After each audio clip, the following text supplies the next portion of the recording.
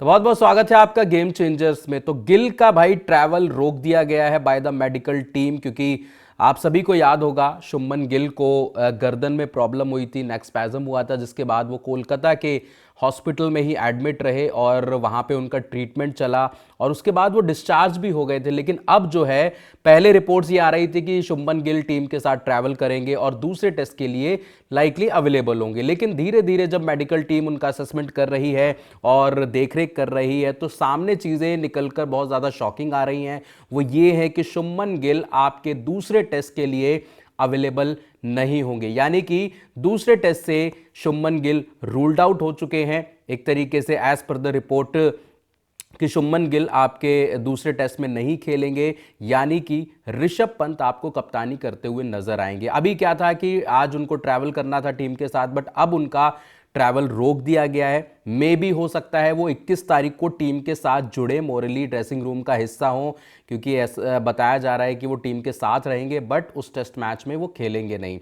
अब सवाल ये होता है कि शुभमन गिल की जगह कौन खेलेगा भाई? शुभमन गिल की जगह क्या साई सुदर्शन को मौका मिलेगा, देवदत्त पडिक्कल को मौका मिलेगा? नीतीश कुमार रेड्डी को स्क्वाड में जोड़ लिया गया है, जिनको वापस भेज दिया गया था, तो नीतीश कुमार रेड्डी स्क्वाड में वापसी कर चुके हैं। तो क्या अब नीतीश कुमार रेड्डी को उनकी जगह खिलाया जाएगा या फिर एक एक स्लॉट आपका वहां पे नीचे हो जाएगा? लेकिन अब दिक्कत यह है कि भाई शुभमन गिल की जगह अगर साई आते हैं या पडिक्कल आते हैं तो ये भी एक लेफ्ट हैंडर हो जाएंगे। तो ऋषभ पंत लेफ्ट हैंडर, रविंद्र जडेजा, अक्षर पटेल, साई सुदर्शन, ठीक है, यशस्वी जायसवाल, तो बहुत सारे लेफ्ट हैंडर होने की वजह से टीम का बैलेंस भी खराब होगा। आप सभी को याद होगा पहले टेस्ट मैच में भी जो हार्मर थे उन्होंने लेफ्ट हैंडर को ज़्यादा परेशान किया था। ज़्यादातर जो विकेटें थी लेफ्ट हैंडर्स की वो हार्मर ने ही वहाँ पर पिक करी थी। तो एक और लेफ्ट हैंडर डालने की वजह से कहीं ना कहीं टीम इंडिया का जो बैलेंस है वो खराब होगा, टीम इंडिया वहाँ पे दिक्कत परेशानी में आ सकती है। तो यानी कि जो नीतीश रेड्डी हैं उनका केस वहाँ पर ज़्यादा मजबूत लगता है। तो ये एक लाइकली जो चीज़ें हो सकती हैं वो हमने आपको बताई। लेकिन अब बात करते हैं उसके आगे की। आगे क्या होगा अगर शुभमन गिल फिट नहीं होते हैं? तो अगर शुभमन गिल दूसरे टेस्ट के बाद भी उनकी रिकवरी सही से नहीं होती है तो 30 तारीख से जो आपकी साउथ अफ्रीका के अगेंस्ट ओडीआई सीरीज है जिसपे 3 मुकाबले होंगे, क्या उसमें भी शुभमन गिल मिस आउट कर सकते हैं? और अगर शुभमन गिल उसमें मिस आउट करेंगे तो फिर आपका कप्तान कौन होगा? यह भी एक डिबेटेबल चीज है कि यार आपका जो कप्तान होगा ओडीआई में वो कौन होगा? क्या ओडीआई में केएल राहुल आपकी कप्तानी करेंगे या फिर हार्दिक पांड्या जो कि वापसी करने के लिए बिल्कुल तैयार है? क्या हार्दिक पांड्या को ओडीआई का कप्तानी की एक तरीके से कमान मिलेगी? ये भी एक देखने वाली चीज होगी कि अगर शुभमन गिल के एब्सेंस में ये 2 विकल्प आपके पास मौजूद हैं।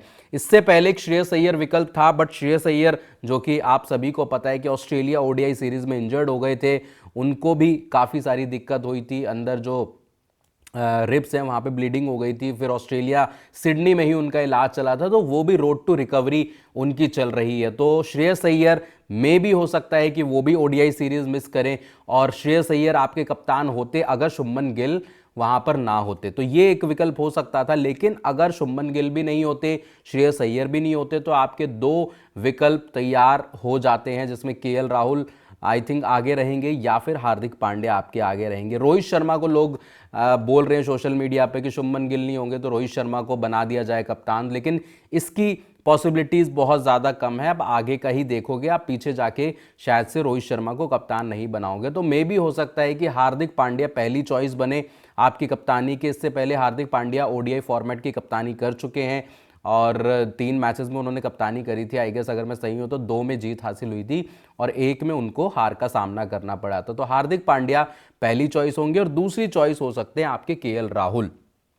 अगर वहां पे ऋषभ पंत की एडिशन होती है ओडीआई स्क्वाड के लिए तो हो सकता है ऋषभ पंत भी वहां पर आपको कप्तानी करते हुए दिख सकते हैं। अगर शुभमन गिल की जो इंजरी है वो सही नहीं होती, रिस्क फैक्टर ज़्यादा बढ़ जाता है, तो फिर आपके पास ये विकल्प मौजूद होंगे। लेकिन आपको क्या लगता है किसको कप्तानी मिलनी चाहिए ओडीआई सीरीज में अगर शुभमन गिल अवेलेबल नहीं होते? तो कमेंट सेक्शन में हमें ज़रूर बताएं। बाकी ऐसी तमाम अपडेट्स के लिए आप देखते रहिए गेम चेंजर्स को। अगर आपने सब्सक्राइब नहीं किया है गेम चेंजर्स को तो फटाफट से आप सब्सक्राइब ज़रूर करें। अभी के लिए इस वीडियो में इतना ही। देखने के लिए बहुत बहुत शुक्रिया। जय हिंद, जय भारत।